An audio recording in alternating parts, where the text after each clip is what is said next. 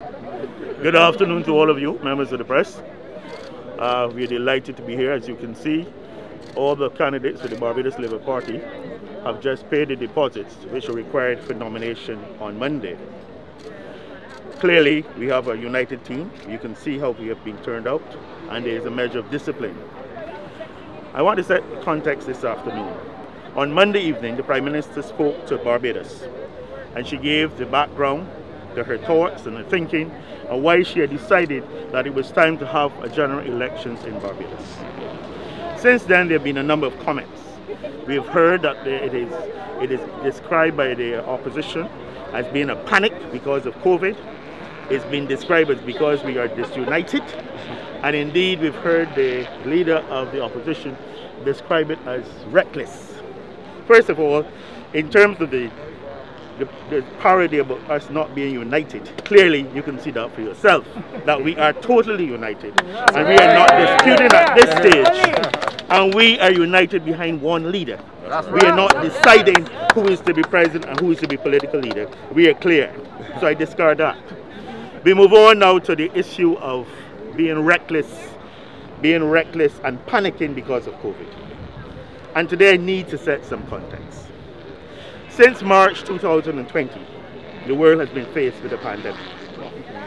There have been 4 phases. The initial phase, there's been Alpha, there's been Delta, and now there's Omicron, the 4th phase. This has happened globally. In this time, there have been elections held throughout the world, in the great United States of America, in the United Kingdom, in Canada, and in this region we've had elections in Suriname, in St. Kitts, in St. Lucia, in Trinidad, in Jamaica, in the Bahamas. And indeed here in Barbados, we had a by-election last October. And all of these parties participated. And there was no talk about recklessness. They were out in their numbers. 1 year later, things are different. Then we had no vaccine. Now we have varieties of vaccines available. More than 65% of our population has been vaccinated. So obviously conditions have changed. In terms of the virus, we all know of pandemics. They have phases and then they peter out and they become endemic. The Spanish flu lasted for over 2 years. Interestingly enough, and you all perhaps should look at the history of the Spanish flu, it had 4 phases. The last phase of the Spanish flu was less virulent, mild symptoms like the flu. And thereafter, no one spoke about the Spanish flu. It became endemic. You had the flu occurring. Similarly, that occurred with the Hong Kong flu in the late 1950s. This is apparently what is happening now. The initial research and figures coming out of South Africa, indeed also out of Scotland and United Kingdom, and you're listening to the news, that this virus, though spreading rapidly, is less virulent. When I say virulent, less dangerous, less aggressive than, for example, the Delta virus. It is moving, and it's like akin to a flu. That is what you're experiencing. You're having high numbers because we are testing for COVID. Well, one doesn't normally test for the flu. We don't screen people for the flu normally. And this is essentially where it seemingly is going with this new variant. The good thing about it, in addition, is that because of the rapidity with which it is multiplying, it allows persons to develop an additional, those who've been vaccinated get an additional normal, natural immunity from the virus. Those who have not been vaccinated, like some here, if they get Omicron, they will develop natural immunity too.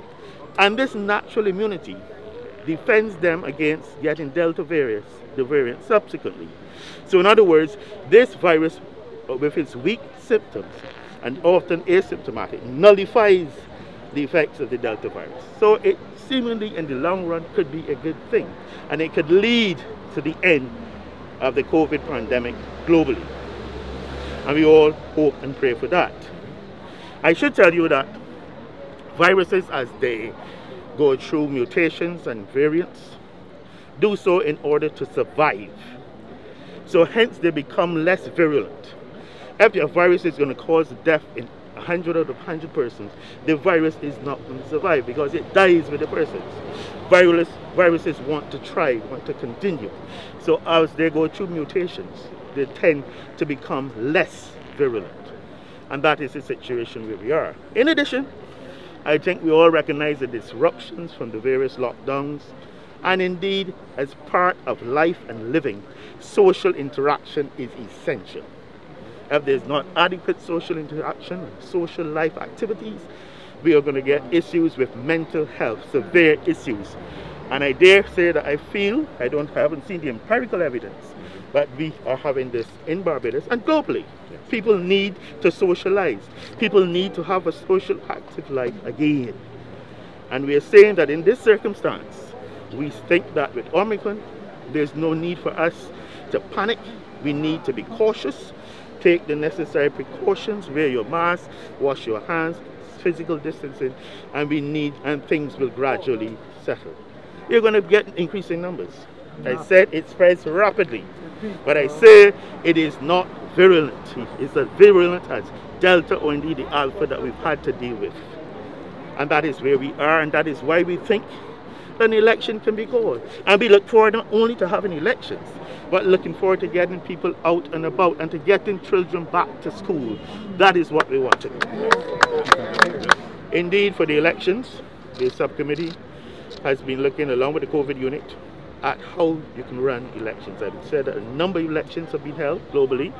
We've looked at the guidelines from the WHO, we've looked at guidelines from the Commonwealth Secretariat, and indeed we've looked at models and guidelines used by other countries for the station elections.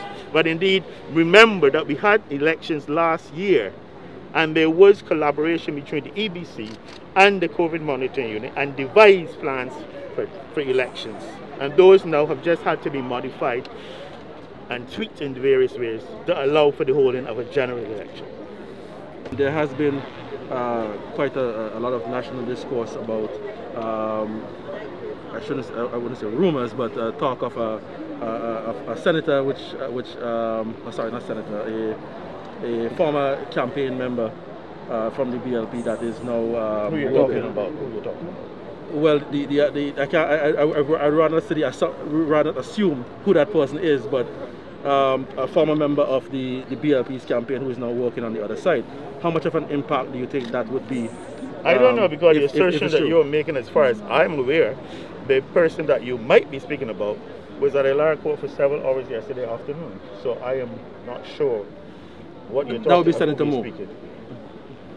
My information is that she was at the Lara court for several hours yesterday evening. So there's no truth to that? That's what you're saying? I said my information is that she was at the Lara court for several hours yesterday. So if she's working with the DLP, I don't know what she's doing at the Lara court at the same time.